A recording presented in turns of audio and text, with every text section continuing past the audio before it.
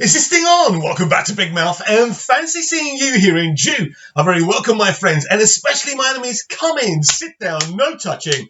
I don't do the touching. Hello and welcome back to Big Mouth, and you can keep this or any other conversation I ignite going on over on my Twitter at Movies TV Mad, over on my Instagram, which is the extension of this channel, Big Mouth, and my Vero at Big Mouth 1. So hello to, is it Wednesday? I forgot my days. You know, I'm in the UK. It's not my ordinary life. So let's just say welcome to Wednesday's edition of the DCEU Daily. Now, there may be little tidbits of DC movies, DCEU movie news. I don't really know. So I'm going to look really today at the state of the DC film franchise. I think just looking at the present time and telling you what I think and going forward, my excitement levels and what we can really look forward to and what my belief is with what's going on now. So I want to talk about tangible things, things that have happened, not whether the Snyder Cut's coming or not coming. They're not tangible things. We talk about them because we want them to happen. So today I want to talk about things that have happened since Justice League, tangible things, films that have been released. So we've had Aquaman, we've had Shazam, and we've had Joker. And we've seen a Birds of Prey trailer, couple of trailers, I think, right? And we've seen a Wonder Woman 1984 trailer. These are tangible things, right? And I've seen the test screening of WW84, and you know my thoughts on that. So let's touch. So basically, Aquaman was the first thing that Walter Hamada had to deal with when he came on board, and there were some course corrections there. Now, I really like the Aquaman movie, but it's not a classic superhero movie. I don't need to watch that 100 times a day. It is not a classic.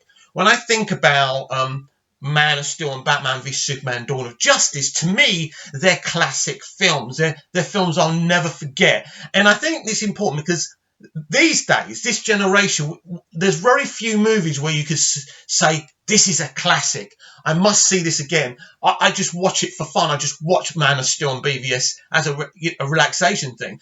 Half the time, I'm not even concentrating. They're there in the background. Like when you see me, when I'm in Cyprus, do the videos and the screen behind me, I've got those films and those trailers on all the time. I'm obsessed with them, right? I think that was an amazing journey we were going on, and what a shame it stopped. And let's hope we can get something tangible so we can get that done. But we don't know. That could just be a fan's pipe dream. Anyway, so I like Aquaman. I think it's a really good superhero movie. But it's literally like an MCU movie where it's really good. I like the story. I like the narrative they're trying to tell. And it really is a good movie. And I've seen it a few times. But for me, it's not a classic. So then you look at Shazam. Again, a really, really good family movie. And it is. It's good. Kids are watching it on repeat. For me personally, this is not a classic superhero film or film in general. I liked it. I had fun with it. And I think it's the kind of reaction you get from people or critics when they first see an MCU movie. I had a lot of fun with this movie. That's it.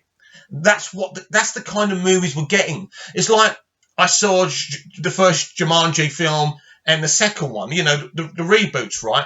And I kind of liked them, but they didn't leave a lasting impression on me. Now, the original Jumanji with Robin Williams left a lasting impression on me, right? That's the difference. That's how films used to be. And that's why I'm talking about Man of Steel and BVS. They left an impression on me. They left an impression on us, right? That's the point. But Shazam and Aquaman really didn't do that. Although I think they're fine CBMs. I really do. They're not bad movies. Let's be clear here. We must be constructive. So then you look at the Joker. Now, the Joker's a really interesting film because it's so different. It's so different for a CBM, and it is a comic book movie, like it or not. And there's loads of Easter eggs there, and it's a really good film, and it tells a story. Now, this is a classic movie. It's a very simple story. It is. It's that classic falling down movie. It's that classic Taxi Driver. There's a guy mentally not there, but he's trying his best to cope with the world the way it is. Mentally, he can't, but society's not helping him. That's the same as Falling Down. Falling Down is about a mentally ill man who's out of control. He tried to be married. He couldn't even be married. And it's the same with Taxi Driver. He tries, but he can't. ultimately he becomes a maniac.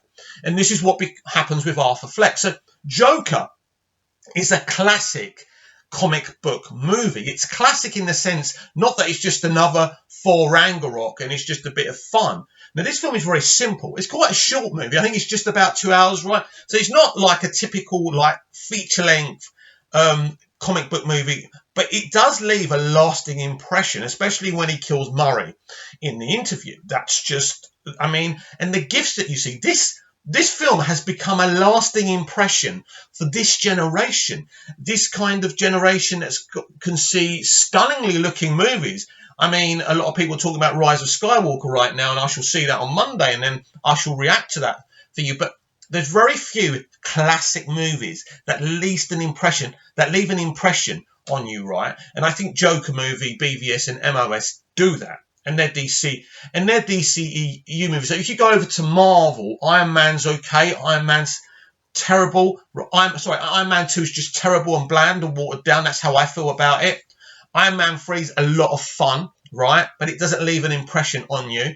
I think the first Avengers is good. Again, for me personally, it's not a classic, but it was a good movie. I mean, really, you go down the line, and really the only one you could say is a classic MCU movie, or two of them, is Captain America and the Winter Soldier and Avengers Infinity War. And so there's very few classic movies that leave an impression on you these days. That's a problem. I think some people feel that way about Alita. But there's very few movies. They don't seem to be able to make movies that leave an impression on the individual consumer, because they're not really making films for the individual consumer. They're making movies for the masses. Now, when you look back to George Lucas and what Spielberg did when I was a kid, something like E.T. wasn't made.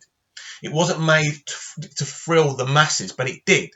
It was made as a very domestic story about an alien visitation who kind of is adopted by this single parent with these kids who haven't got the greatest of lives, haven't got a lot of money. So people related to that family because they were working class as well. But that wasn't made for the masses. So you don't see massive effects. Of course, the UFO looks amazing when E.T. makes Elliot fly on the bike. It's stunning. But it's not Star Wars, I suppose. So that's a very domestic story, but it thrilled so many people because of its relatability. And I just don't think they're making films like that anymore. They don't want to be charming. They don't want to entertain audiences. And I think that's different. And also, the difference is now movie going's become so political. Oh, I'm with the MCU, or I'm with the DCEU, or I'm a Star Wars fan, or I like Rian Johnson's Last Jedi. There's a camp for everyone. And critical media, critical movie media and TV media have become political, and so have we. So the concept of just going to see a movie or a TV show and enjoying it. I mean, as early as 24, we were loving going to watch TV. It was an event. I don't believe watching TV is an event anymore. It's just going through the motions, and it's very, very sad. There's very few shows that I can say I'm going to sit there and enjoy them. And there's just too much political messaging. We always had a tad of political messaging. So the modern mentality of making entertainment has changed. So it's very difficult to make classic films. And of course, when you try and make a classic film, you fall down. All films that become classics are accidentally made as classics. So for us, Zack Snyder DCEU fans, MOS and BVS are classics. And although Zack was trying to make something epic and gladiatorial, right? It wasn't, I'm going to make a classic here. I'm going to do what my vision is. But, it wasn't, I'm going to make a classic. That's not how it works.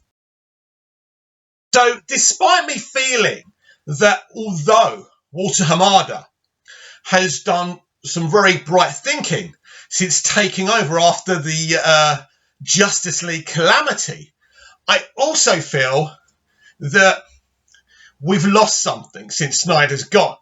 That connectivity, going on a journey, telling a really interesting story. I think that's what we've lost, because now they have become obsessed with withheld movies that just tell a film within the movie.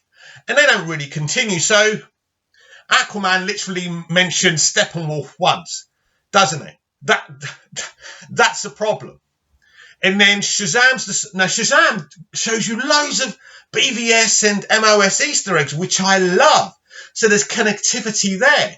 So it's kind of odd because you've got a film like Birds of Prey, The Fantabulous Emancipation of One Harley Quinn, where they say, well, this is in a parallel universe.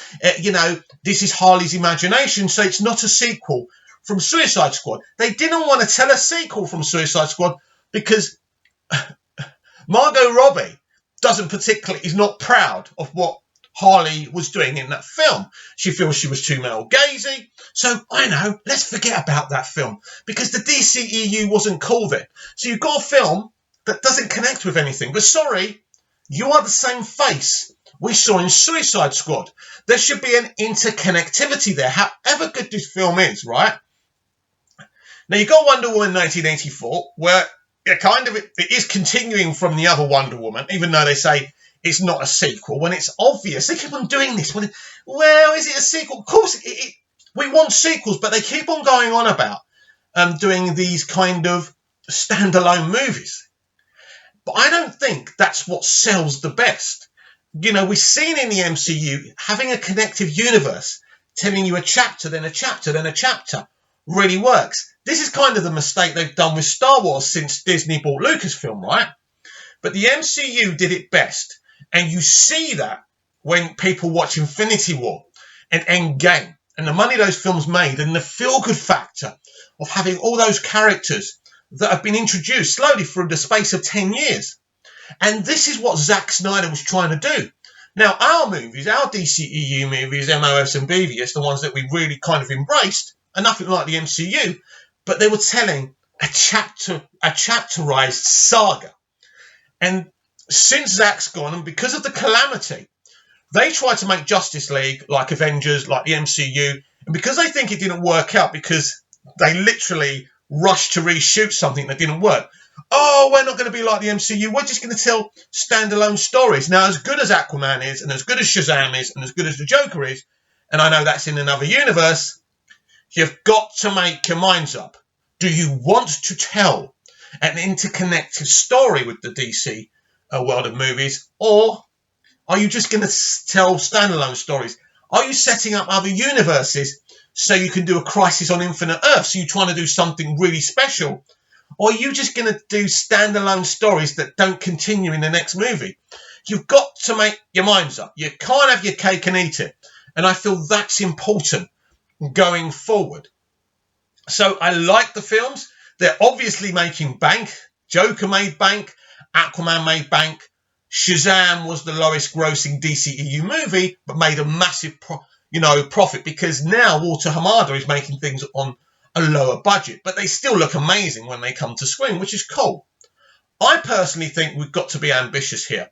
We can have low budget movies, but then we want to see films like Man of Steel and Batman v Superman being really ambitious, giving you brilliant visual feasts and telling you a great narrative story. So I think going forward, I don't really even know what's going to happen. I'm excited about Black Adam, but what Zack Snyder started to do was actually something really impressive and something ambitious. We want to see great superhero stories.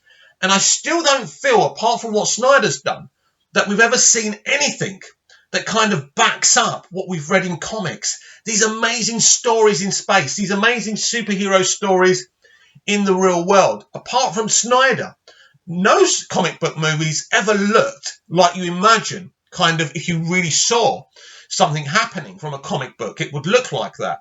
And Snyder did that. He's the perfect director. I know people hate him. I don't know why some people hate him.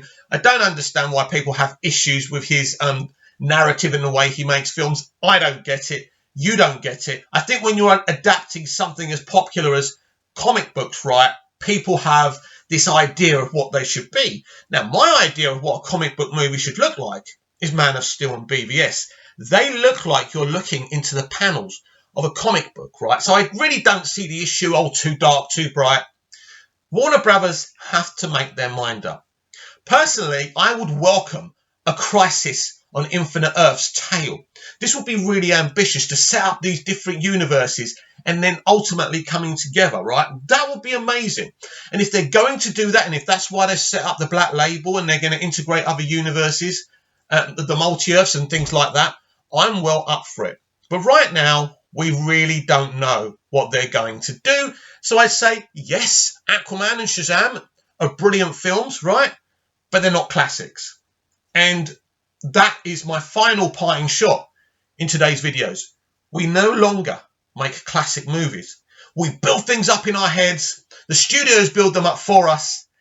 And then when we go and see them, it's like, that's it. It doesn't live in the memory. It doesn't live in the heart. It doesn't live in the soul. Anyway, what do you think about what I spoke about today? Did you love Shazam? Did you love Aquaman? Are they classics to you?